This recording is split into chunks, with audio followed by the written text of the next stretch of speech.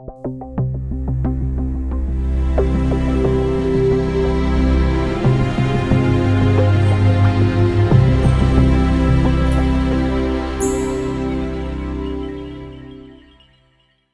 un placer encontrarse de nuevo con ustedes para estudiar el último de los 4 profetas mayores, que es el profeta Daniel. Daniel es en más que un sentido un profeta fuera de serie, pero quiero, antes de entrar en detalles, resaltar una de sus funciones que es básico para entender el lugar de Daniel en el canon. Daniel suple estos 400 años de silencio entre el último profeta del Antiguo Testamento, que era Malaquías, y el comienzo del Nuevo Testamento. Y lo suple no como relato histórico directo, sino lo suple proféticamente. Esto tiene que ver sobre todo con la segunda parte del libro. Y tal vez cabe en este momento también mencionar otra peculiaridad del profeta Daniel, y esto es el hecho de que Daniel es un libro escrito en 2 idiomas, el idioma arameo y el idioma hebreo. Esto lo convierte en un libro particularmente interesante porque para leer algunos de sus textos, sobre todo de la segunda parte del libro, hay que saber, hay que tener una idea del idioma arameo. Pero empezamos con el nombre mismo. El nombre Daniel significa Dios es mi juez. Y su vida personal es una vida bastante interesante. Él nace aproximadamente en el año 622 a.C. Procede de una familia noble, tal vez incluso fuera uno de los príncipes. Es posible que él haya estado relacionado directamente con la casa real de Judá y fue llevado como joven cuando él eh, tenía aproximadamente, bueno, si calculamos a partir del año 622, cuando él tenía aproximadamente 15 años, fue llevado a Babilonia durante el tercer año del rey Joaquín, con otros jóvenes de la élite de Judá. Allí él recibió el nombre de Belsasar, que significa que Bel proteja al rey. Bel era uno de los dioses de los babilonios. Y allí fue, como dice el mismo libro, instruido en toda la sabiduría y la ciencia de los caldeos. Este estudio fue, sin lugar a dudas, en preparación para el servicio real, y durante ese tiempo su consejero le permitió vivir a base de verduras y agua en lugar de comer alimentos ricos y vino. Esto es algo que el primer capítulo de esa profecía nos lo cuenta. Su dedicación le convirtió en el mejor estudiante, mejor que sus homólogos babilonios. Nos damos cuenta que Daniel y también sus compañeros que fueron llevados con él a Babilonia se mantuvieron firmes en su devoción a Dios, y él, juntamente de nuevo con sus compañeros, se distinguió por su capacidad y su comprensión. Dios le dio dones en la comprensión de los misterios y la interpretación de sueños. Y esto, como nos damos cuenta cuando leemos la historia, obviamente le da entrada en este número de elegidos especiales en la corte de Babilonia. Este don lo utilizó para interpretar 2 sueños a Nabucodonosor, el rey de Babilonia. Fue finalmente nombrado gobernante de la provincia de Babilonia y jefe de los gobernadores sobre sus sabios. Luego interpretó la escritura para Belsasar, probablemente el nieto de Nabucodonosor, y bajo Darío el Medo, una vez que los persas toman el poder y hacen desaparecer a Babilonia como potencia más importante en la zona. Él fue uno de los 3 presidentes de los sátrapas. Esto lo aprendimos en el capítulo 6.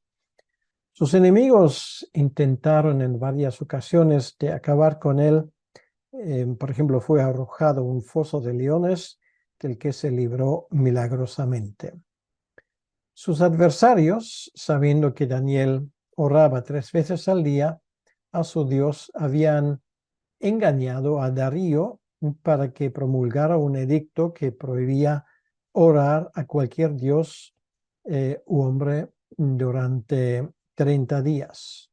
Y aunque Darío se arrepintiera de su orden, él no podía cambiarla legalmente y por lo tanto tuvo que arrojar a Daniel al foso de los leones.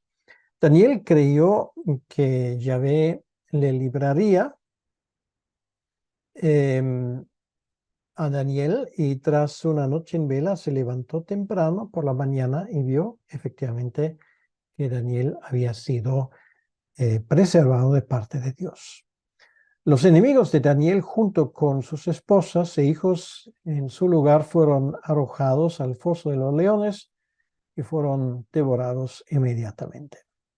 Entonces, Daniel continuó en este alto cargo durante todo el periodo babilónico y permaneció en él bajo Ciro, el rey del imperio medo-persa que conquistó Babilonia en el año 538. Al parecer, no regresó a Israel con los palestinos, con los judíos. Lo más probable es que pasara sus últimos días en Babilonia.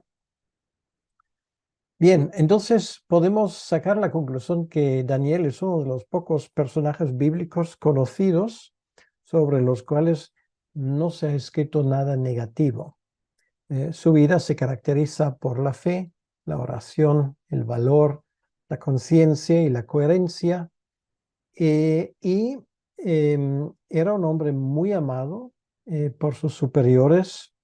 Fue mencionado 3 veces por su contemporáneo Ezequiel, que vivió juntamente con él en Babilonia, como ejemplo de rectitud.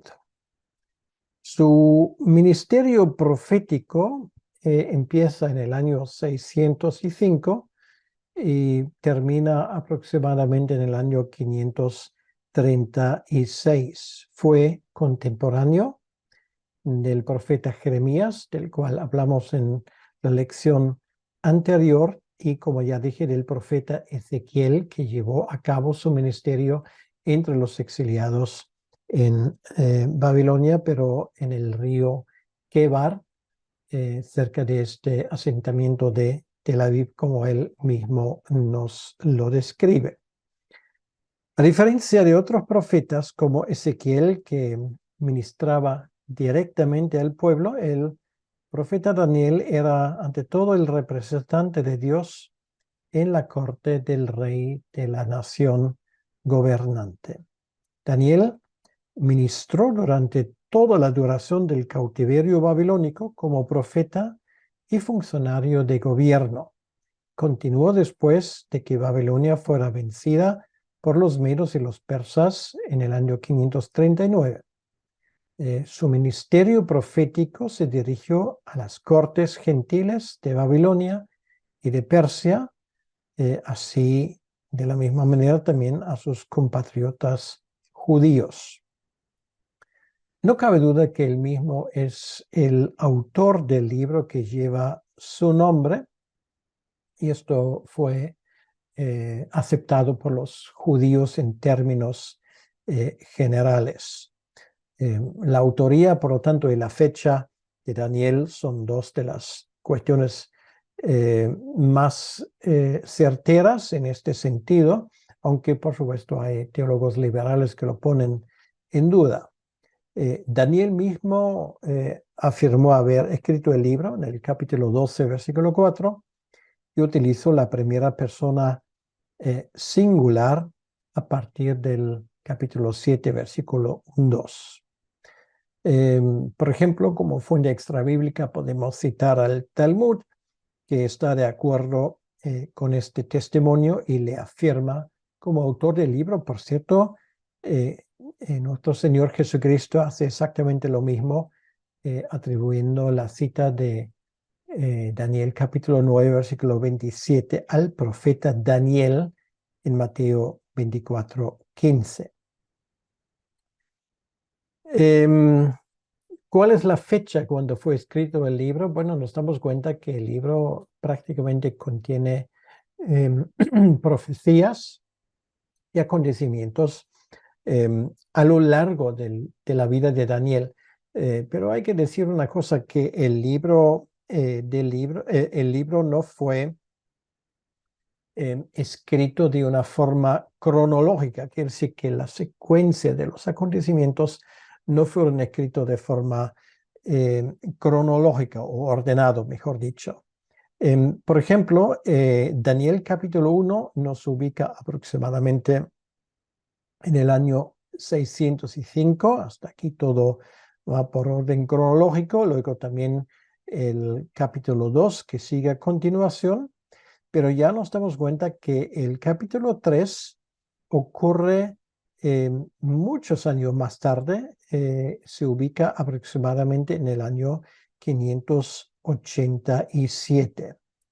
El capítulo 4 de Daniel se puede ubicar aproximadamente en el año 567, tal vez. Y luego nos damos cuenta que el capítulo 5 nos habla de un periodo que es mucho más tarde. El capítulo 5 pues vendría aproximadamente del año 553, y el capítulo 8 del año 551. Y luego, cronológicamente, sigue Daniel capítulo 5 del año 539, el capítulo 6 posiblemente en el mismo año, y también el capítulo 9. Luego los últimos capítulos 10 al 12 pues son fruto de los últimos años del profeta Daniel, posiblemente poco antes de su muerte. Entonces nos damos cuenta que sobre todo en la primera parte, que es la parte digamos donde se nos cuentan sobre todo acontecimientos históricos, los periodos entre los babilonios y los persas a veces se mezclan, y allí, bueno, cuando estudiamos el libro tenemos que poner mucho énfasis en clarificar esto claramente. Entonces, en total podemos decir que el libro y los acontecimientos que se describen en el libro abarcan una época del año 605 hasta el año 536 aproximadamente. Y esto coincide más o menos con estos 70 años de exilio en Babilonia de los judíos. Por lo tanto, es un libro como un libro que nos cuenta de estos años, de estos 70 años, de una forma particular. Por lo tanto, Daniel es testigo como luego también estos 70 años se terminan. Gran parte del libro establece su propio calendario histórico mediante referencias a los reyes Nabucodonosor, Belsasar y Darío el Medo. El escenario, obviamente, como ya lo dije antes, tiene que ver con el exilio de los judíos en Babilonia. Nabucodonosor, al regresar de Jerusalén a Babilonia para asumir el trono tras la muerte de su padre, Nabopolassar se llevó consigo a varios cautivos, entre ellos Daniel y sus 3 amigos en el año 605. Y luego, ya lo aprendimos cuando estudiamos el profeta Ezequiel, un segundo grupo fue exiliado con el rey Joaquín, que esto incluye el profeta Ezequiel en el año 597, y un tercer grupo fue arrastrado con la destrucción de Jerusalén en el año 586. Es muy interesante que el profeta Jeremías, del cual ya hablamos, había advertido a los cautivos que vivieron en Babilonia de vivir allí, de buscar la paz de la ciudad y de prosperar hasta que estos 70 años finalmente acabarían. Desde el cautiverio del primer grupo en el año 605 hasta el regreso del primer grupo de cautivos en el año 536, transcurrieron exactamente 70 años, y esto es una de las enseñanzas que salen de este libro, que es exactamente la cifra que Dios había estipulado. Ahora, podemos decir una segunda curiosidad que también tiene que ver con 70 años, es precisamente desde la destrucción de Jerusalén en el año 586 hasta el regreso del último grupo de cautivos y la finalización del templo en el año 516, transcurrieron también exactamente 70 años. Bien, también tenemos que hablar un poco de la Babilonia misma. Pues Babilonia sustituyó en su momento a los asirios y se estableció como poder predominante, pero esta situación de poder no iba a durar para siempre. O sea, del año 625, cuando Nabopolassar se rebela contra Siria, pasaron unos 13 años hasta que los babilonios finalmente destruyeron Nínive en el año 612. Y es precisamente en el año 605 cuando Nabopolassar muere y Nabucodonosor regresa a Babilonia para asumir el trono. Y es ese momento cuando él lleva consigo a la élite de los judíos jóvenes, entre ellos al mismo Daniel. 8 años más tarde, en el año 597, regresa Nabucodonosor a Jerusalén y se lleva a Ezequiel y a Joaquín y a 10,000 artesanos de Judá. Y finalmente en el año 586, Nabucodonosor regresa a Jerusalén por tercera vez. Es el año en el cual Jerusalén cayó, el templo fue destruido y Judá fue llevada cautiva. Otra fecha muy importante que hay que tomar en cuenta es el año 539, es el año cuando Babilonia cae en manos de los medos y persas bajo el reinado de Ciro el Grande. Y es en el año 536, o sea, 3 años más tarde, cuando un grupo de judíos exiliados regresa finalmente a Jerusalén bajo el liderazgo de Zorobabel y de Josué. Entonces, toda esta época abarca el contenido del libro de Daniel. Lo que nos llama la atención son las visiones de futuros imperios mundiales que caracterizan a la profecía de Daniel, sobre todo en su segunda parte. Por ejemplo, en el capítulo 2, en el capítulo 7, capítulo 8, capítulo 9 al 11, Dios da a Daniel una visión de los reinos del futuro para mostrar la debilidad de los reinos de los hombres. Entonces, la secuencia de estos 4 reinos, que de una o de otra manera siempre se repite, es Babilonia, Medo-Persa, Macedonia o Grecia y Roma. Babilonia efectivamente iba a llevar a cabo su poder predominante hasta el año 539. Y luego a este imperio le sigue Medo-Persia, establecido por Ciro, el rey de Persia, y Darío, el rey de Media. Luego le sigue Macedonia, o sea, Alejandro Magno, que aproximadamente en el año 330 se hace con el poder en Medio Oriente. Y luego su reino a su vez fue dividido entre sus 4 generales en el año 323, o sea, después de su muerte. Y finalmente en el año 168 fue conquistado por los romanos.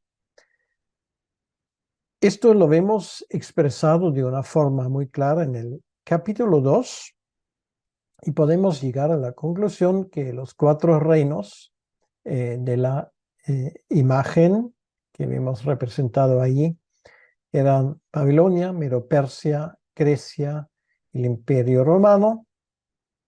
Y nos damos cuenta, y esto es muy interesante, que precisamente el capítulo 2 termina en el versículo 44 con un comentario muy interesante. En los días de estos reyes de Dios, es decir, del 4º reino, o sea, del Imperio Romano, el Dios del cielo levantará un reino que no será jamás destruido. Obviamente hablamos aquí del reino de Dios, ni será el reino dejado a otro pueblo, desmenuzará y consumirá a todos estos reinos, pero él permanecerá para siempre. Es una de las profecías que nos indica cómo se había cumplido literalmente esa profecía de Daniel en la historia.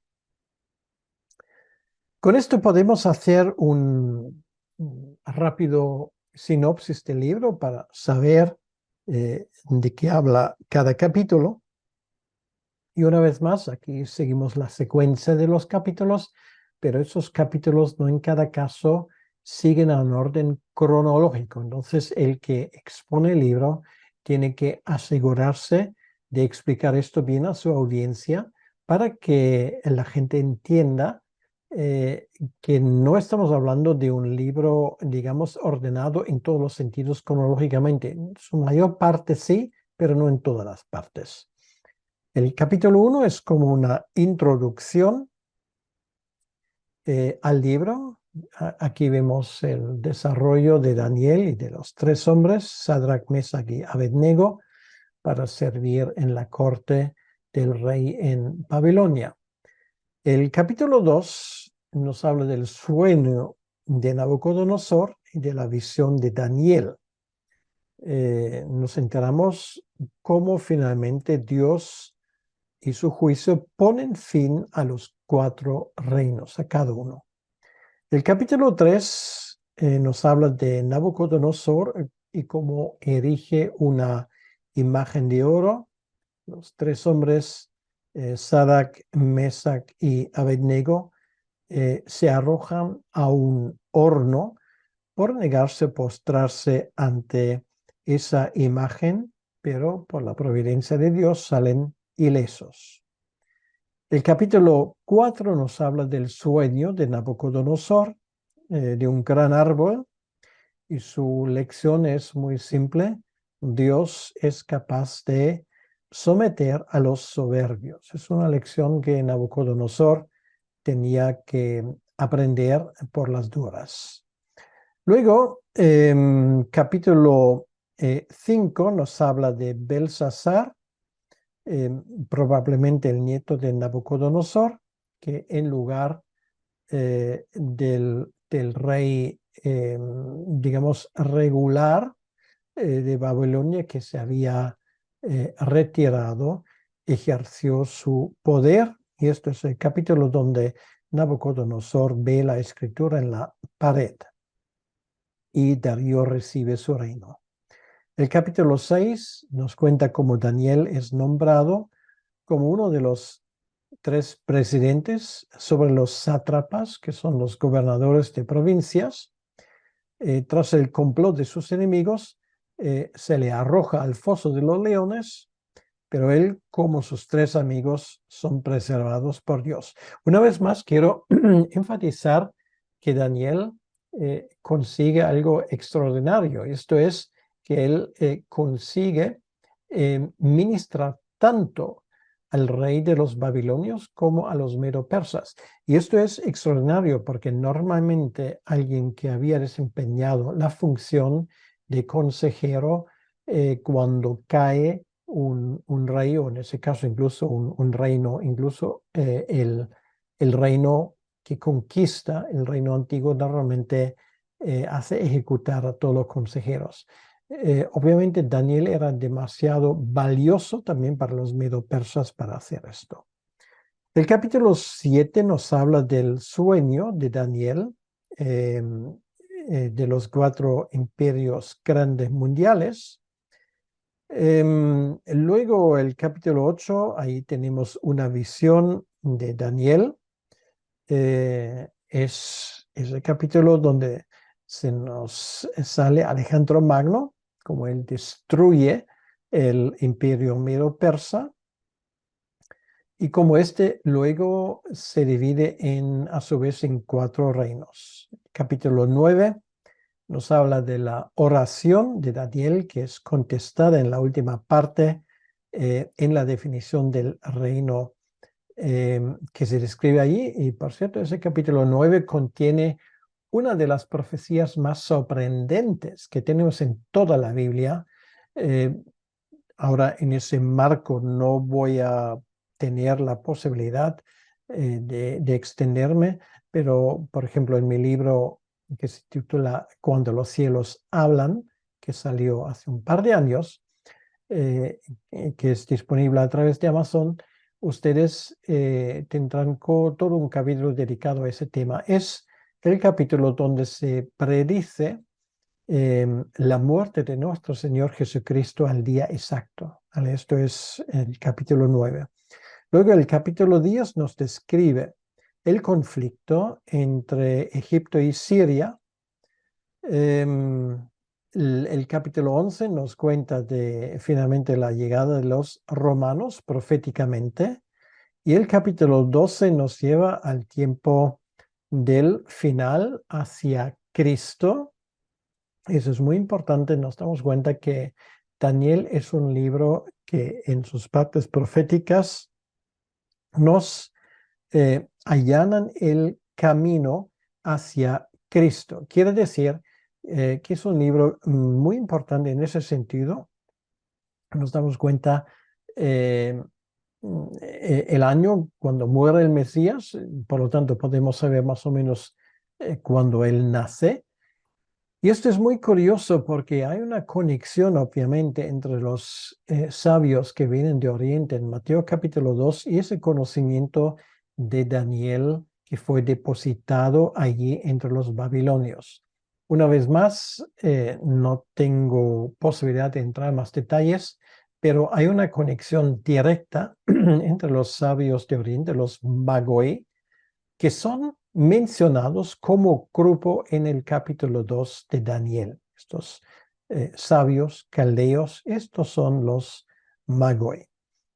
Ahora, el mensaje del libro de Daniel es el tema de la soberanía de Dios sobre la historia. Las naciones están bajo su poder, los destinos de los reyes individuales están bajo el control de Dios. Y este mensaje sirvió para consolar a los exiliados y para animarles a mirar más allá de su actual hora oscura en el exilio. Entonces, las lecciones que Daniel nos cuenta podemos resumir en este sentido. Lo digo una vez más, en primer lugar, Dios gobierna sobre los reinos de los hombres. No hay una casualidad en la gran política, como podemos decir. En segundo lugar, Dios cuida de los suyos. En tercer lugar, el reino de Dios es superior al reino de los hombres y por lo tanto es más importante. De paso, también podemos aprender, y eso a título personal, que Dios honra a los que le honran. Por ejemplo, la fidelidad que vemos en circunstancias difíciles de Daniel y de sus amigos y cómo Dios los protege. Entonces, podemos hacer un bosquejo del libro de Daniel y dividirlo en tres partes.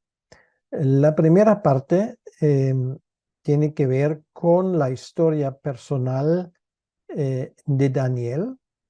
Esa historia personal de Daniel lo vemos expresado en el capítulo 1.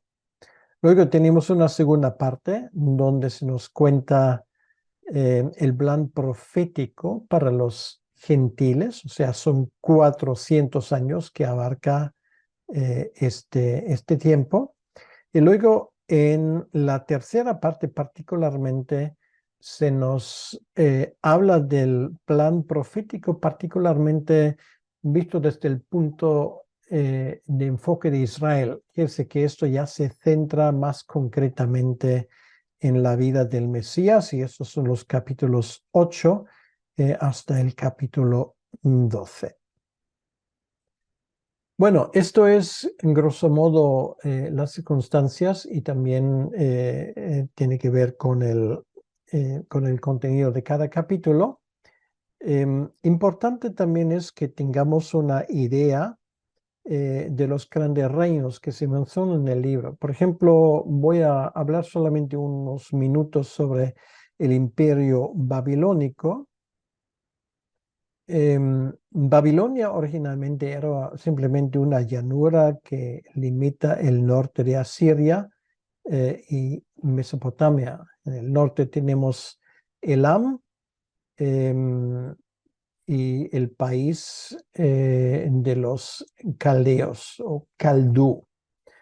Deriva su nombre, esa llanura, de la capital de Babilonia, también es llamado Sinar, o tierra de los caldeos, y esa tierra es regada por los dos ríos Tigris y Eufrates, que ya son mencionados en el capítulo 2 del libro de Génesis. Ahora, Babilonia tenía un primer momento de gloria en los tiempos de Nimrod, no mucho tiempo después del diluvio, como leemos en el capítulo 10 de Génesis. Estaba situada a las orillas del río Eufrates, a poca distancia del Golfo Pérsico, y fue una ciudad muy importante a lo largo de su historia. La Torre de Babel, de Babilonia, precisamente tiene su lugar así. Luego decayó y se funda más tarde, en los tiempos de Nabucodonosor, lo que se llama el Imperio Babilónico Nuevo, o el Nuevo Imperio Babilónico. Babilonia en aquel entonces era la principal ciudad del mundo, cubría una área de unos 200 millas cuadradas, ambos lados del río Eufrates, tenía amplias calles trazadas de forma que se cruzaban entre sí en ángulo recto, o sea, muy como nuestras ciudades modernas. La rodeaban a la ciudad de Babilonia tres imponentes murallas, lo suficientemente anchas como para permitir el paso de carros que se encontraban ahí en ambas direcciones. Y era además una ciudad hermosa, muy famosa por sus jardines colgantes, una de las maravillas del mundo que Nabucodonosor construyó para su esposa Amitis.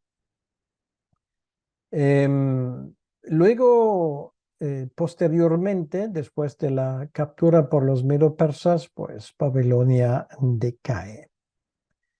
Bien, esto en cuanto a Babilonia, hablando un poco de sus dioses, que también es algo que en la historia mismo sale. Los dioses de Babilonia eran básicamente los mismos que los dioses de la nación de Asiria.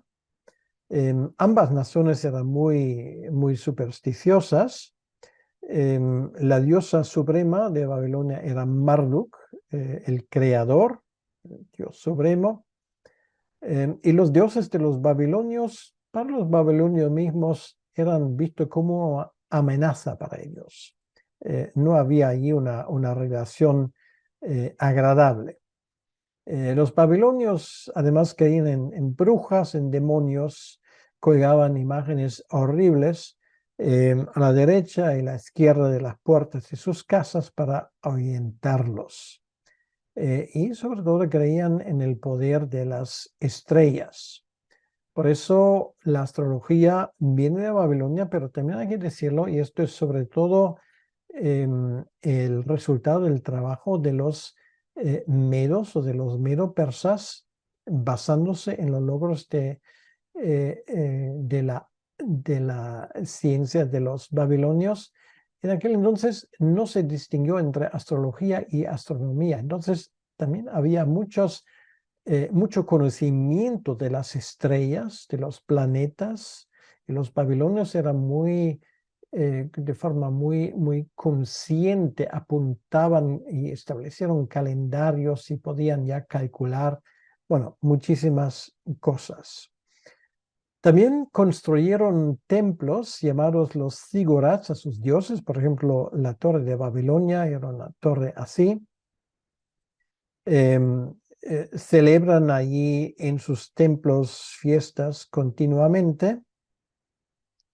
Y eso es muy interesante. Creían en la vida después de la muerte, pero obviamente no en un sentido bíblico. Su religión era una religión que tenía muy poca influencia sobre su manera de vivir. Desconocían a Dios, por lo tanto, esa conversión que leemos del rey Nabucodonosor realmente era una cosa extraordinaria que hay que mencionarlo. Bien, los babilonios, sí, es cierto, como todos los pueblos que conquistan, podían ser bastante crueles con la mayoría de los pueblos conquistados. Sin embargo, no se gloriaban de su crueldad como los asirios. Quiero decir que los babilonios tenían allí una forma bastante más, vamos a decirlo así, no pacífica, pero benevolente hacia las naciones que conquistaron. Por regla general, los babilonios tratan a sus cautivos con generosidad, y esto vemos que es algo que se refleja en la forma como tratan a Daniel y a sus amigos. Bien, esto nos da una idea general de Daniel, del libro de Daniel. Y esto nos ayuda mucho a hacernos también una idea correcta de su contenido. Podemos decir una vez más, insisto en ello, que el libro de Daniel es una puente entre el último profeta del Antiguo Testamento, que era el profeta Malaquías, y el Nuevo Testamento. Entonces, tenemos que entender esa función de puente que hace el libro. Bueno, el siguiente reino del cual me gustaría por lo menos mencionar algo rápidamente, es el reino de los medo-persas. Es un reino que une dos pueblos, los persas y los medos. Los medos hoy, igual que los persas, siguen existiendo, mientras que los persas han conservado su nombre. Los medos hoy los conocemos como los kurdos. Entonces, por ejemplo, el rey Darío era medo y por lo tanto era kurdo. Entonces, ellos, digamos, lo que podemos decir de los babilonios, que eran generosos con la gente que conquistaron, eso es lo mismo podemos decir de los medo-persas, que hacían otro tanto. Y esto es la razón porque precisamente ellos permitieron no solamente a los israelitas, sino a todos los pueblos del imperio persa que fueron deportados en su momento, de regresar a sus pueblos de origen. Eran muy avanzados los medo-persas en cuanto a ciencias, en cuanto a cultura. Nos damos cuenta que ellos establecieron en su reino, que era un reino inmenso, una excelente infraestructura, hasta tal punto de que muchos de los judíos, una vez que tenían la ocasión de volver a Israel, pues no volvieron. Una de las cosas que quiero mencionar tienen que ver con el siguiente imperio que se menciona en el libro de Daniel y sus profetas, que es el imperio griego y particularmente Alejandro Magno. Alejandro Magno es mencionado en varios lugares del libro de Daniel. Y esto convierte a este libro, digamos, en un libro que realmente se puede casi leer como un libro de historia. Me refiero particularmente al capítulo 11. El capítulo 11 para algunos expositores parece un capítulo sumamente complejo. Y en primer lugar, pues tenemos la impresión que poco enseñanza espiritual se puede sacar de ella. Sin embargo, lo que yo recomiendo, juntamente con el capítulo 11, para que se entienda bien, hay que entender que eso es una profecía que habla de un espacio de tiempo entre los tiempos de Alejandro Magno. Bueno, eso empieza un poco antes y que nos lleva hasta los tiempos de los romanos. Entonces, muchas de esas cosas que en el capítulo 11 se hablan proféticamente se entiende solamente cuando se lee ese cumplimiento juntamente con un libro de historia. Yo en ese sentido recomiendo un libro.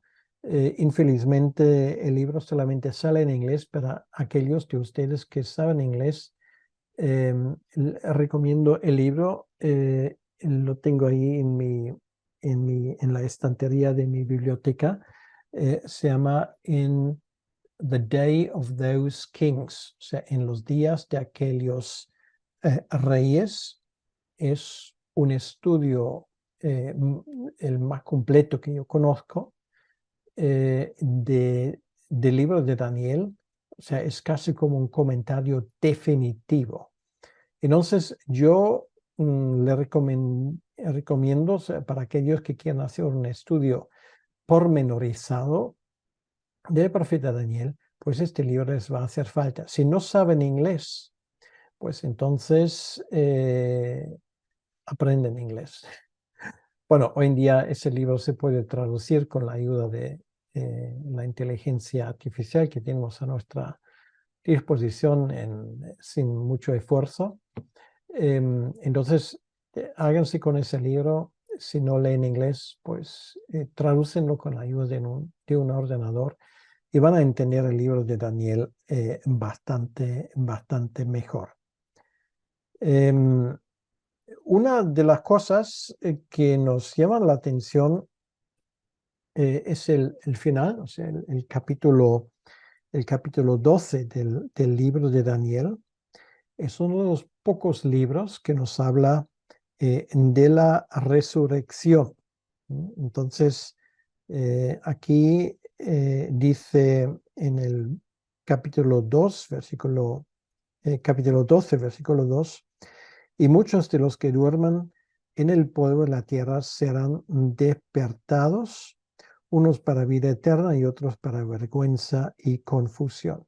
Y luego hay otra cosa que es muy importante que nos ayuda también a entender bien el libro de Daniel, y esto tiene que ver con el versículo 4.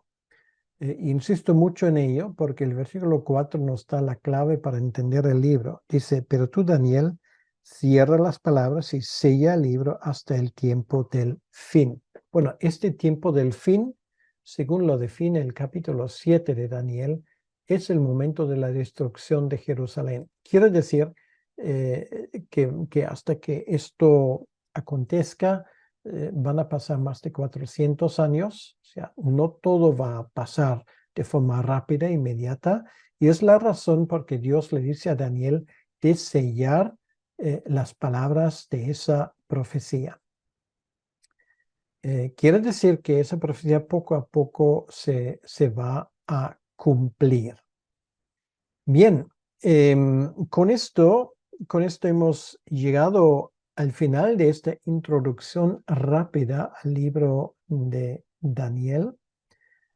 Por supuesto, y esto es algo que tengo que confesar a título personal, pues en este caso le dedicamos una lección a ese libro, una lección de menos de una hora. Pero por supuesto, este libro es uno de los más fascinantes de toda la Biblia. Insisto una vez más en el capítulo 9. Una vez más nos damos cuenta hasta qué punto la profecía de Dios es exacta. Y si buscamos una prueba objetiva y científica para la veracidad de la palabra de Dios, ahí está el capítulo Daniel número 9, que nos predice el momento de la crucifixión del Mesías, el día exacto. Hay más que un libro que versa sobre el tema. Le recomiendo estudiarlo porque realmente vale la pena. Y nos damos cuenta de una cosa que es muy fundamental. Y esto es que la Biblia es un libro bien estructurado que viene de parte de Dios, y uno de los más fascinantes en ese sentido de profecía cumplida es el libro de Daniel.